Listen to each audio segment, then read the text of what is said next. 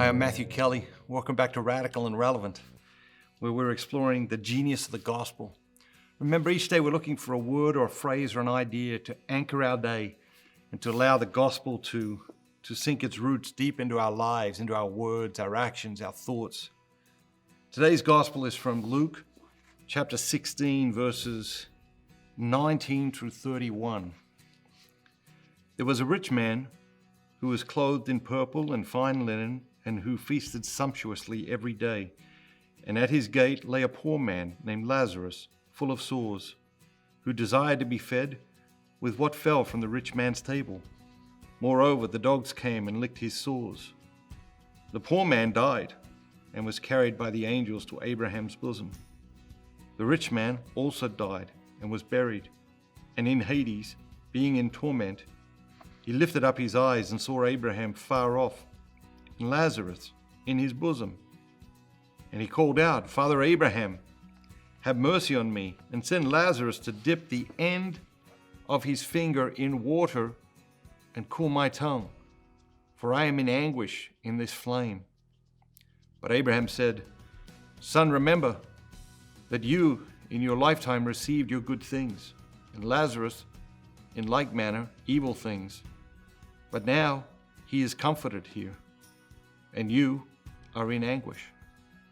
And besides all this, between you and us, a great chasm has been fixed, in order that those who would like to pass from here to you may not be able, and none may cross from there to us. And he said, Then I beg you, Father Abraham, to send him to my father's house, for I have 5 brothers, so that he may warn them, lest they also come into this place of torment. But Abraham said, They have Moses and the prophets. Let them hear them. And he said, No, Father Abraham, but if someone goes to them from the dead, they will repent. He said to them, If they do not hear Moses and the prophets, neither will they be convinced if someone should rise from the dead. It's a powerful reading. It reminds me of the idea that jumps out at me today is first opportunities. When I first started traveling, I had a great spiritual director, a wonderful priest, and he sat me down and he said to me, take the first opportunity you get to pray each day. He said, you're going to be traveling. He was looking at my itinerary, 6 a.m. flights and this sort of thing. He said, take your first opportunity to pray each day. You get on that plane, block everything out and do your prayer, And it was such valuable insight, because we tend to put our prayer off. And even if we've established a time each day to do our prayer, we do tend to put it off at times. And when we do that, we learn the same thing almost always. And that is we kick it down the day, kick it down the road. It's later in the day. There's never a convenient time to do it.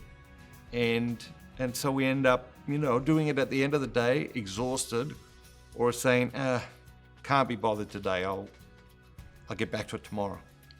And so I think that's what jumps out at me today is that, Lazarus is at the gate. You got the rich man, and we're all the rich man. Let's be clear. When you look at the world's population and what we have living in America, even the poorest among us is rich materially compared to the rest of the world. It's astounding how blessed we are.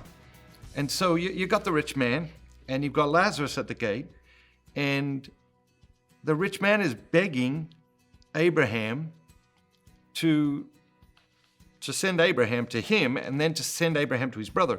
And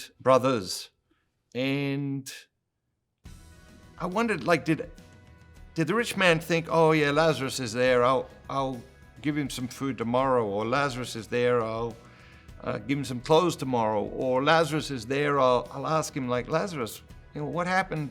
How did you end up here? What's your story? Tomorrow. Or did he just never think about it? Or worse than that, did he think Lazarus is there, man? That guy's a nuisance. We've got to get rid of him off my doorstep. First opportunities. For all the good things you're called to do today, take the first opportunity to do them. God bless you. Have an amazing day. Remember, be the very best version of yourself, all that God created you to be.